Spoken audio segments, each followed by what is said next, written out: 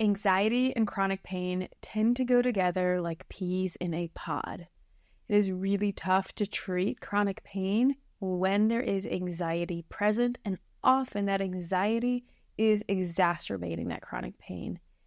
And more, anxiety without chronic pain is becoming an increasing problem that I am seeing and really wanted to take the time to address today.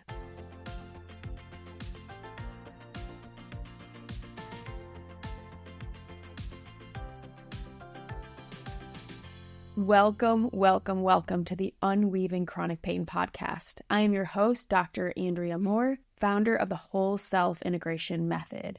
And I am all about taking people who feel like their lives are shrinking due to chronic pain, whether that is emotional or physical pain, that is shrinking their lives, getting in the way of living a life that they imagine for themselves.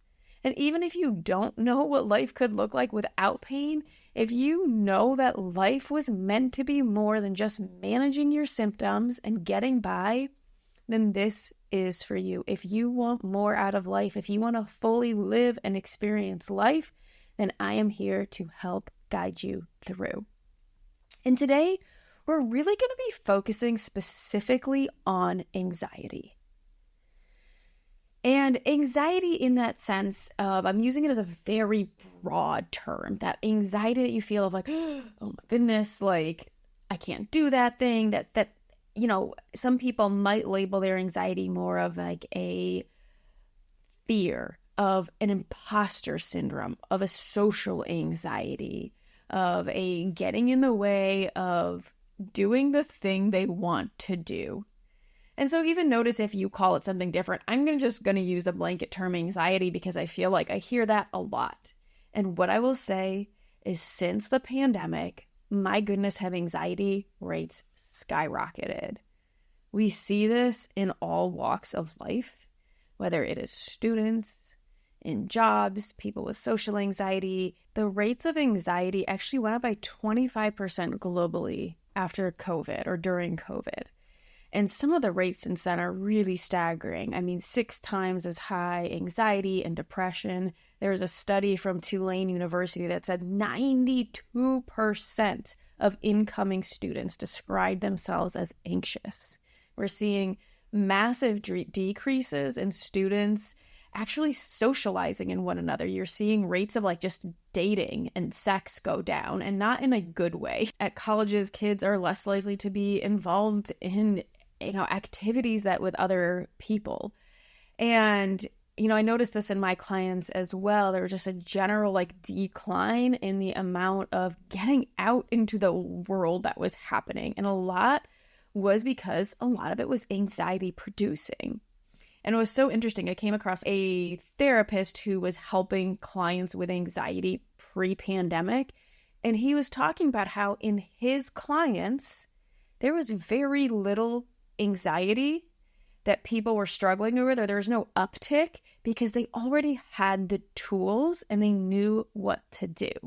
And I will say in myself, because anxiety was something that I had worked with a ton pre-pandemic, I also experienced, honestly, I really did not have anxiety during COVID or because of COVID.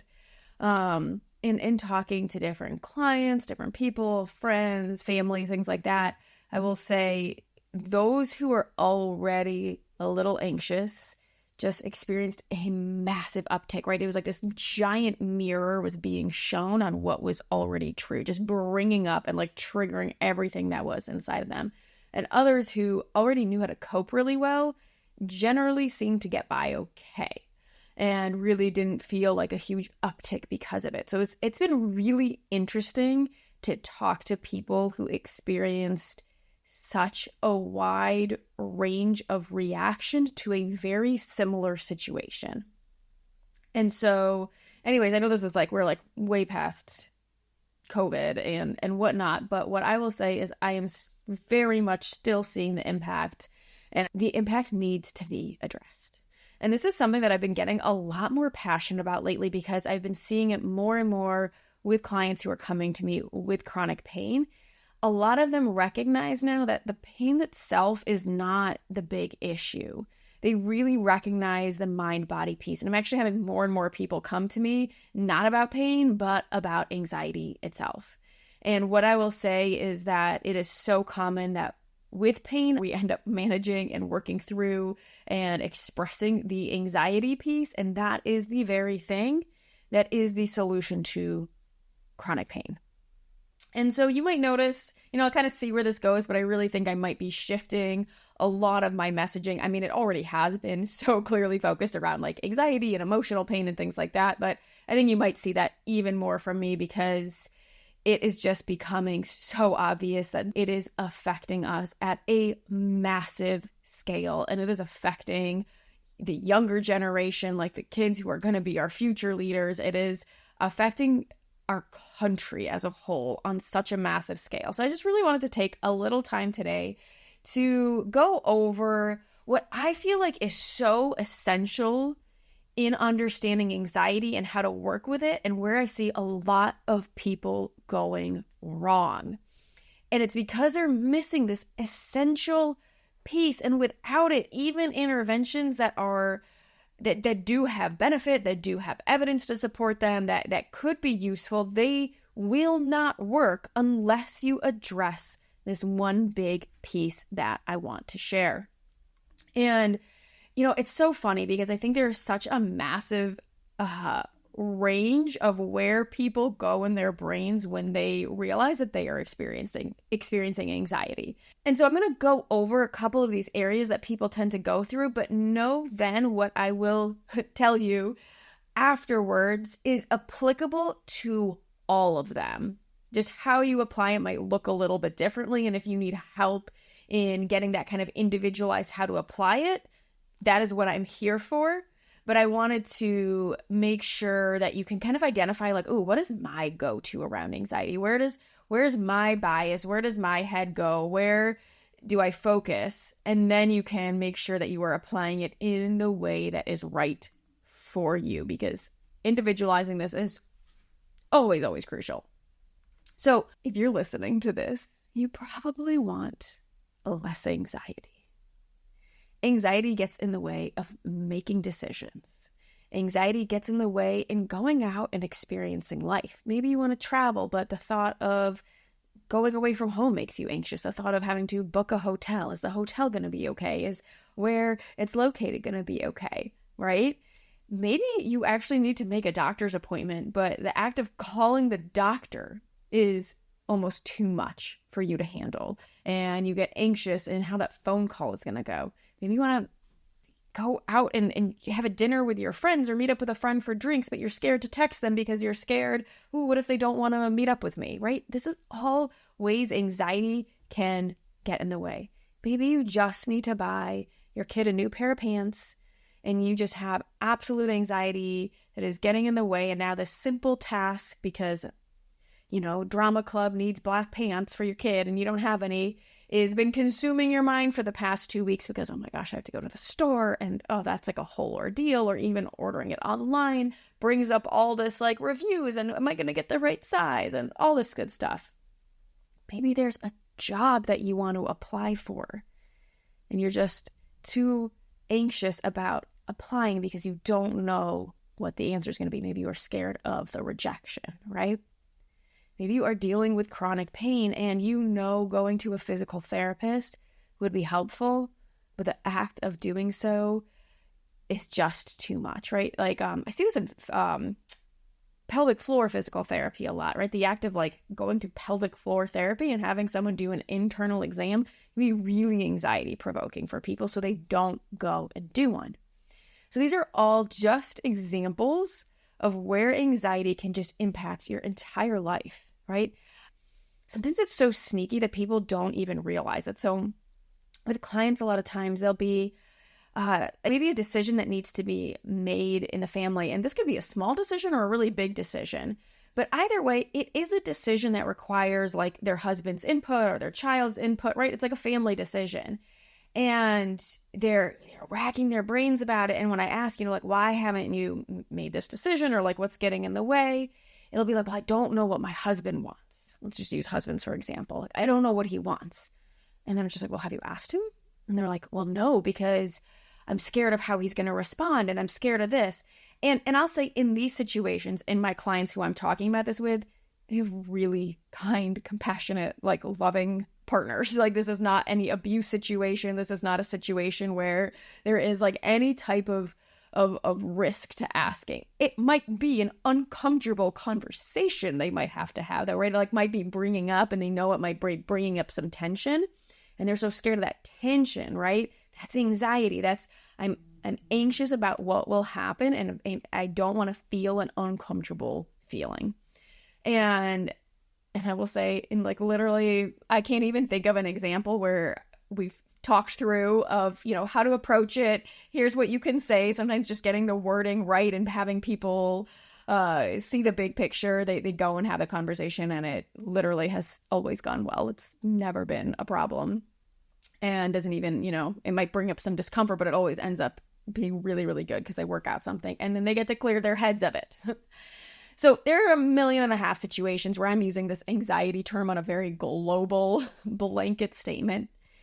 And the other thing I want to mention about it, because we can see in all these situations how much it's impacting us, right? Like, think about how much you have not done, or how many things take longer to do because of anxiousness.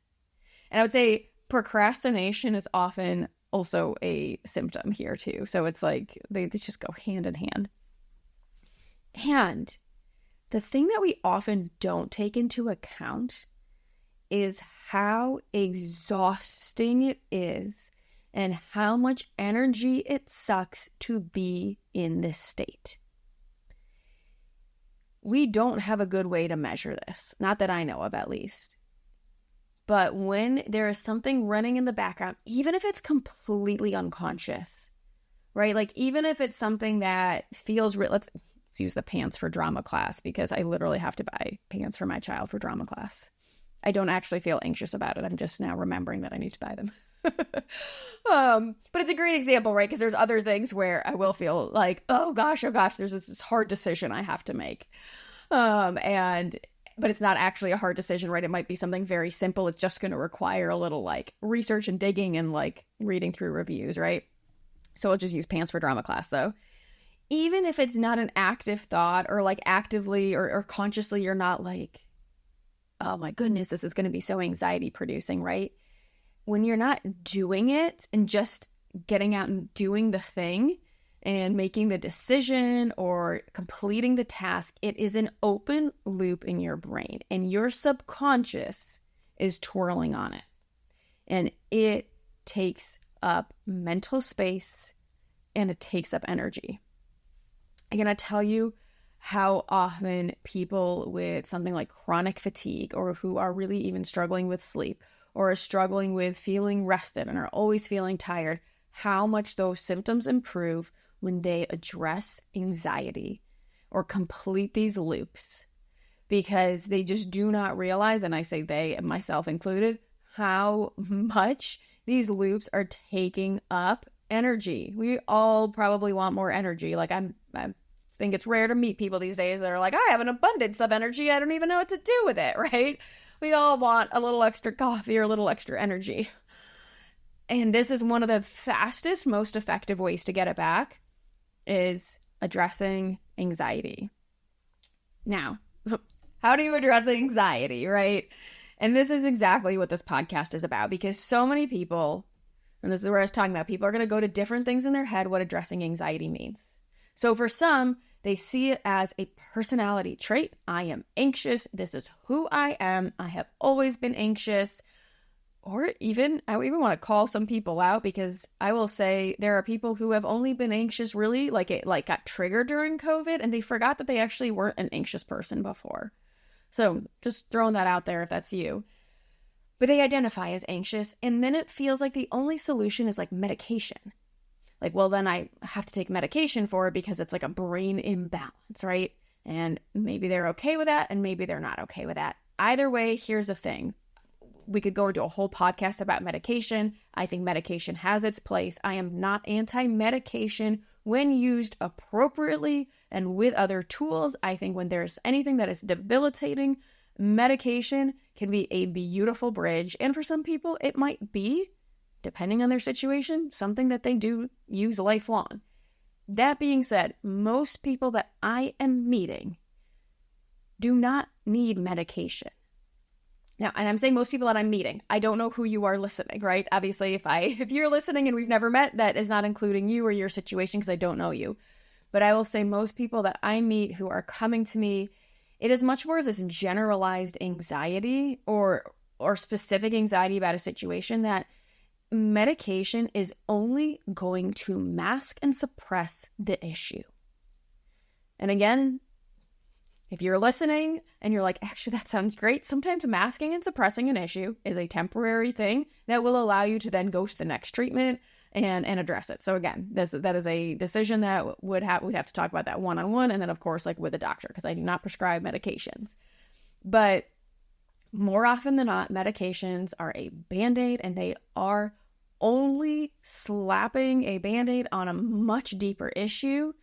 And when not at least coupled with something else, are going to come back to bite you in the ass. I don't have a better way of saying that, sorry, but I've seen it over and over.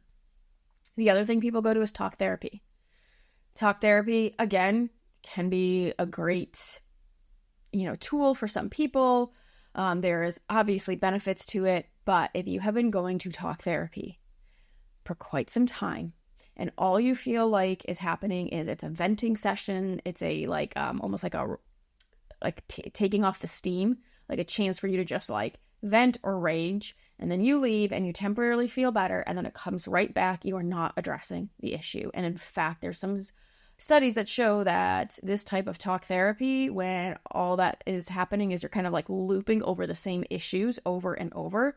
Maybe you had some sessions where you were going deep and you uncovered some stuff from childhood and this situation, and it's yes, I made these connections, but you're still now looping on them, or it's constantly being brought back to this thing, but you're not actually then addressing it. You're just kind of talking about it. It's not getting to the root cause. You cannot rewire the nervous system with talk therapy. We know that, or you can in very, very limited ways. And if you do, you know it works, then it works. And it works pretty rapidly.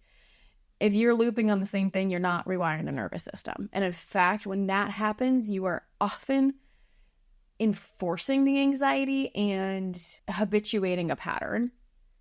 And it actually becomes more detrimental than helpful. And what I'll say is people tend to know that right away when I say something like that, of whether or not their talk therapy is supportive or not. Often it can start out supportive and then it just becomes not supportive. Sometimes it's like a crutch in a way, or a cast. And I don't mean crutch in the typical sense that people, let's use the word cast instead because it's a better word. A cast is necessary and an essential part of a treatment of, let's say, a broken bone that needs a cast, right? But you eventually take off the cast and then you need to go into strengthening exercises and things like that. So sometimes talk therapy, it would be better when it's used as that, it's a temporary thing, or it helps for a small piece, but it's never addressing the whole picture. Maybe you've even tried things like nervous system regulation techniques, which can include a lot of things. Maybe it's meditation, mindfulness, vagal nerve stimulation, deep breathing, journaling, attempting to think different thoughts. Now, all of these things can be beautiful tools. The question is are they working for you? Are they creating the intended results? And this is such a great example with your results will vary depending on what stage your system is in and where your system is. And if you are missing this piece that I'm going to be telling you about when it comes to anxiety, chances are you have been trying these things, or maybe you tried it a couple times and it just upticked your anxiety. You got scared because there was too much an intensity of emotion that came in. You felt like your nervous system was flooded and kind of freaked you out, made you more anxious, all these things. And then, it didn't feel like it helped. Well, it makes sense that then if this thing that I am going to tell you about in a minute is missing, you'll understand why. And it's not, again, that these tools are wrong, but it would almost be similar to strengthening, using the cast analogy, but in this case, cast is no longer talk therapy. But it's like, it'd be like trying to strengthen a broken bone when what you need is actually for it to set first, right? It's like wrong tool at the wrong time, or right tool at the wrong time. Sorry. So here's the thing. If you have been trying all of these different things for anxiety, or maybe you haven't been trying a lot of things because it gives you anxiety to even think about, oh my goodness, what do I do for anxiety?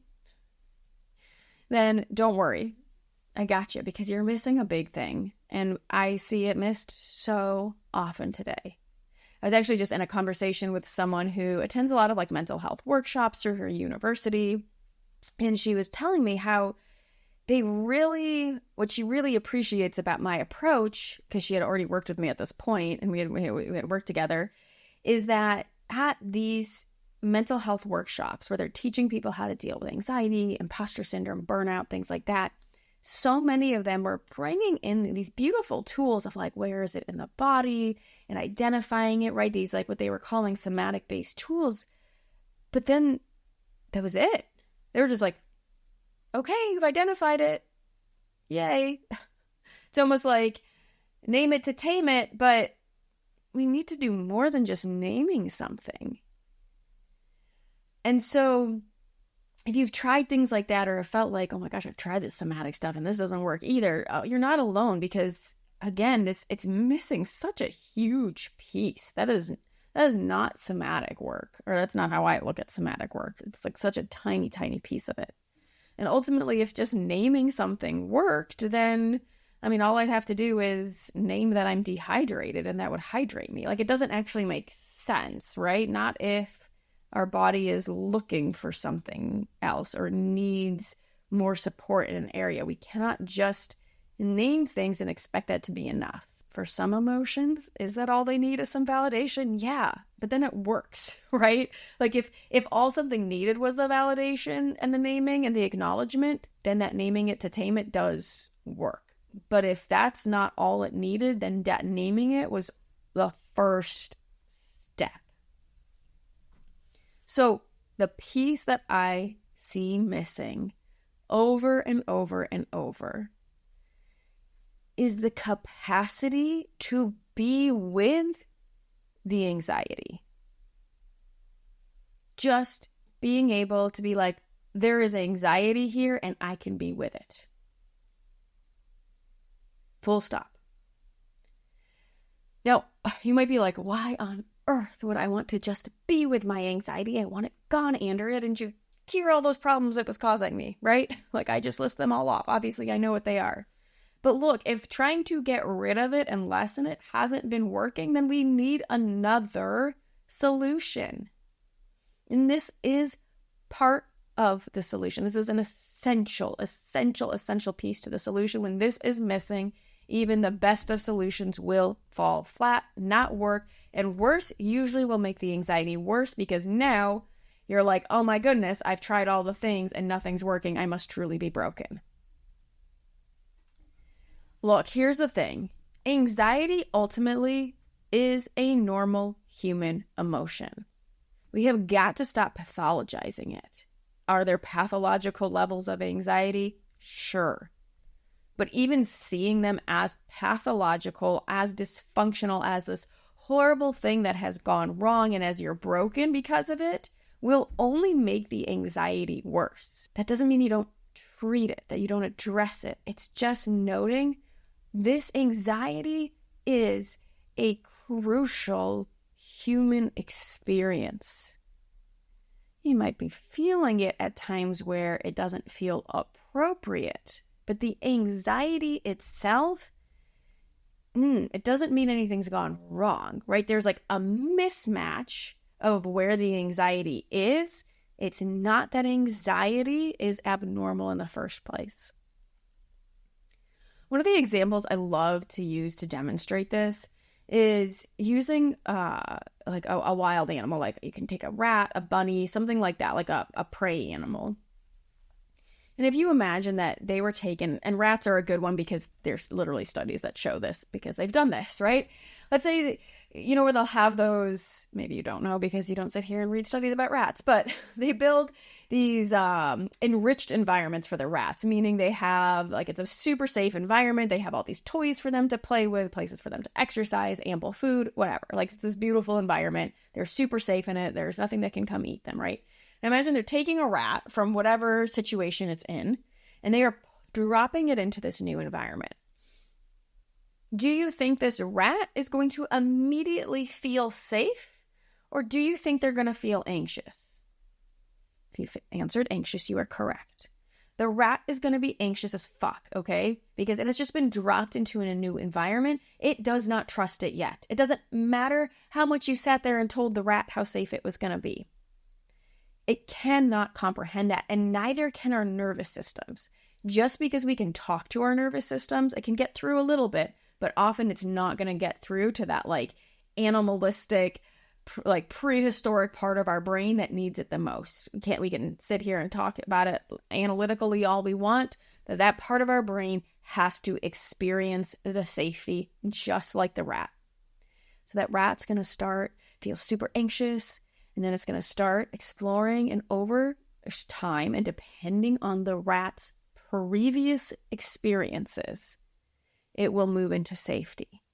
A rat that has been abused, a rat that has been through traumatic experiences, that has had bad experience in new places, is probably going to take a hell of a lot longer and need a whole lot more, like, some type of, I don't know how you treat a rat anxiety, okay? But right, they're going to need, like, extra care and safety there. But a rat that, hasn't had anything too much and has a lot of positive experiences it can call from, will be able to come to safety a whole lot quicker. Same for humans, okay? The advantages in humans, even ones who have had not so good experiences or very traumatic experiences, we have the benefit of talk and being able to talk through and apply a whole lot more interventions that we can do to rats. But the point is anxious as, like, a go-to response is actually really, really normal for the brain when it's feeling unsafe and when the nervous system is hypervigilant. It's normal, and then moving into a relaxed, full of safety, ventral vagal, if you are familiar with the vagus nerve, response, one where you feel safe, you can explore, you can be curious, you can thrive in. But often the anxiety is going to come first. The problem is not the anxiety. The problem is our ability to cope with and be with and move through the anxiety to get to the state that we want to get. Here's the problem. The more we ram on the anxiety as the problem, the more we will stay stuck there. The more we feel anxiety and be like, oh, something is wrong, the more anxious we are about the fact that we have anxiety, and then we will stay in anxiety because all we're doing is telling our nervous system and our brains that, holy shit, something is wrong. You're right to be anxious, right? There is a threat here. The thing is what the threat is the anxiety itself, which only just makes the body and the brain more anxious. And so we will stay stuck there endlessly. The anxiety is not the problem. It is our capacity to be with the anxiety and then know how to move through it and get to the place where we feel safe. When we switch our focus from trying to reduce and get rid of anxiety as if it is wrong to be there, and instead move into a capacity to fully be with the anxiety and then move through it, a natural byproduct will be to feel more safe and less anxious more often. There will never be an absence of anxiety in our lives. It's impossible. If you want to live a life that is full of experiences, of meeting new people, of going to new places, of doing fun things, anxiety is going to have to be something that you want to learn how to be with more and more often. Even if you stayed in a perfectly safe, small world, all that happens because of how small your world becomes, it actually will still uptick your anxiety, and you will feel more and more anxious even in these small areas, and your world will just continue to shrink. The whole irony is when we are okay with feeling anxious, we move out of it faster because it gets full expression, and then we learn how to move through. So we experience it less as a byproduct, but not because we're making the anxiety go away. It's because we're allowing it to move through. When we resist the anxiety being there, We're circling in it. We stay stuck in it. So the big thing here is if you want to experience less anxiety, learning to embrace it fully is one of the skills that you will want to learn. It is a skill. You might be like, I have no freaking clue how to do that. That is okay. Most of us have not been taught. So much out there has been taught on, here's how you reduce it. Here's the breath you do. Breathe through this nostril and this nostril, and then you'll have less anxiety. And look, some of those can be actually great tools. I'm actually not shitting on those tools at all. Maybe I am a little bit. When used appropriately and when they work, like they do work, like they are working with the nervous system and all these things. However, if you have been trying to use those tools and either they don't work or they only work really temporarily and you're finding yourself almost like feeling like codependent on them, it's because this piece needs to be looked at first. I love breath work. I love, making sure I'm bringing in my breath and all these kinds of things. However, it's never for the intention to get rid of anxiety. It's actually to breathe with the anxiety and to allow it to move through, which is what many of these techniques are actually doing. I just don't feel like they're often being taught that way. Anxiety ultimately, too, cannot be solved by analytically trying to figure it out because most anxiety is caused by analytically trying to figure things out. Your brain is like trying to logically figure out something that's living in the unconscious, and that will never work. You have to go to the unconscious and solve it there. Now, here's the thing. Anxiety is ultimately a symptom, and the levels and intensity of anxiety and how people experience anxiety. Like, let's say we could go in and we could like, right? It's like, it's impossible to know how someone else is experiencing it. But let's say we knew. Let's say we knew how people were experiencing it. You could just take 10 people and they are all experiencing the exact same levels of anxiety. Their underlying reason of why and what needs to be addressed may look completely different for every single one of those people. Your experience of anxiety is not a good indication for what's underneath. It's just an indication there is something underneath. One person might just be fine with some nostril breathing, and that's all they needed and they're good to go. Another person might need some deep diving into rewiring the nervous system. Another person might need some deep trauma work, right? Like, what is underneath needs to be identified. To identify that and to get that in, what is needed for that individual person requires being fully with the anxiety that is there. It's impossible to get to what's really underneath and what is needed if we can't first have some capacity to be with what is present. Just like if a surgeon needed to fix a broken bone, let's say there's an 80-year-old who breaks their hip and that 80-year-old was unfortunately already wheelchair bound. Versus there's a 20-year-old athlete that breaks their hip and they are hoping to get back into their sport. This surgery that's required is going to be very different. Both are a broken hip, though. You don't want that surgeon to rush into a surgery and to immediately fix it without that surgeon spending time with the patient to understand their goals and then fully examining what needs to be done. Hips can be broken in different ways, right? Like different surgeries still might be required. Even if it's the same break, they might choose different surgeries based on what the patient's trying to get back to and what's going to be best for them. You don't want the surgeon jumping in and literally being like, we must fix this has gone wrong, because that can be quite the detriment to the patients. Nor would you expect the pain to be instantly gone after the surgery or to not need like more rehab and follow-up, right? But we do this with anxiety all the time in like anxiety interventions. I will see, and not everyone is this way. I was this way, and I still have to catch myself, and I know a lot of my clients are this way, so there's, again, no judgment of this, but those of us with a more like perfectionistic or a more like quick fix type of mentality, we just want something to just be fixed and go away and be perfectly and work perfectly the first time. We are often expecting a single intervention to cure something that is a much bigger, complex issue. And so then we get frustrated, for example, if that meditation we tried, or the breath work we tried, Or maybe even I introduce tools within my Pain to Power program of how to increase the capacity to be with discomfort and with anxiety, for instance. And you're expecting that to make the anxiety go away. And it's actually not. In fact, it's going to increase it at first because the anxiety's got to move through.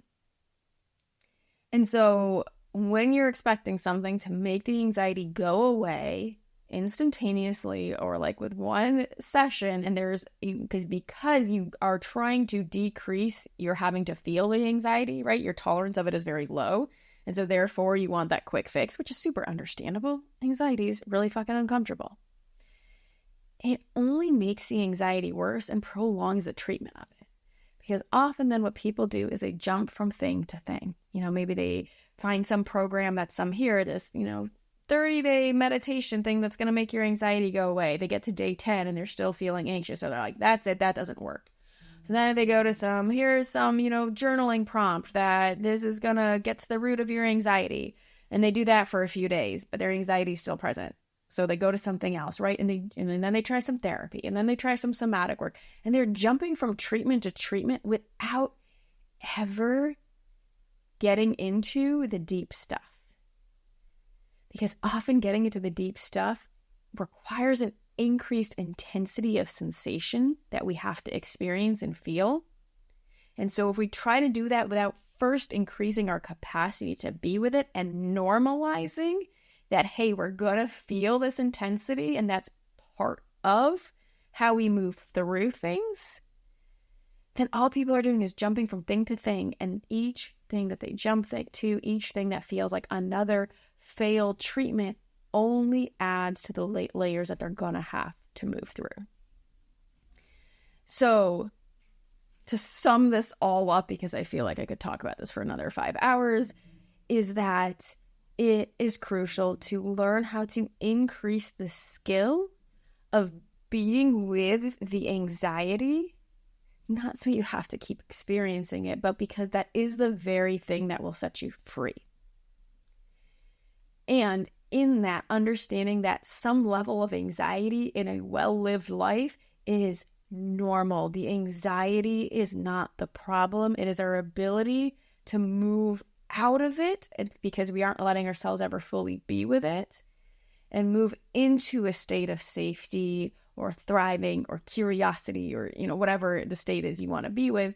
It's that you're labeling that state of being anxious as wrong, which creates all this resistance, which only is going to lead to more anxiety and will keep you stuck in this cycle. Sometimes the cycle can be super sneaky, by the way. So if you want to learn how to do that, because it's a process, like I said, it is a process. We first have to develop some level of safety to even touch into our bodies, to feel into the anxiety. And then we really are learning how to fully be with it without being flooded by it. This piece is so crucial. This work should never be this, like a lot of people want the big, like, cathartic thing of like, grief is a great example of like, oh, if I just had this massive crying session for 3 hours, then I'll fully move through it. And usually things like that, especially with anxiety, will only flood your system and send you right back into like fight, flight, or freeze. So I actually don't recommend that. And it has nothing to do with the intensity. It has everything to do with the capacity to be with an intensity. And so you have to both start with what capacity can I fully be with without going into a fight, flight, or freeze state. And if you don't know what those are, then again, in the Pain to Power program, those things are all laid out. So you learn what they are, you learn how to identify them in your body. And then it also does this mindset shift that I've really helped give you today. And I hope it's super helpful in, hey, of course this is here. I'm a human. It's normal to have anxiety. Oh, I was about to call a doctor's office and that felt scary. Of course I feel anxious, and I can make the call anyway. And I'm just going to do it even with the anxiety, right? I go text my friend, and even if she says she can't, I'm going to do that with the anxiety. And we can look at, of course, why does that feel personal if your friend just really can't go out for drinks, right? Right? There's always layers to it, but it's like just starting by like doing the thing, even with anxiety, because you've increased your capacity to be with it, is a massive step. And when there are things where you're like, I literally can't do the thing because I'm so paralyzed by this anxiety, that's where we do this deeper work. That is something that, let's talk about what's going on for you specifically. Let's get crystal clear on what your body needs, what's behind your anxiety. And that's something we can start uncovering in an energy up level session, because like I said, when you address your anxiety, you get more energy. So if you want to learn more about how to increase the skill for yourself, book an energy up level session and we can dive in and figure out how to get you back to living a life that feels amazing for you and not just one where you are getting by. Can't wait to see you there. Bye.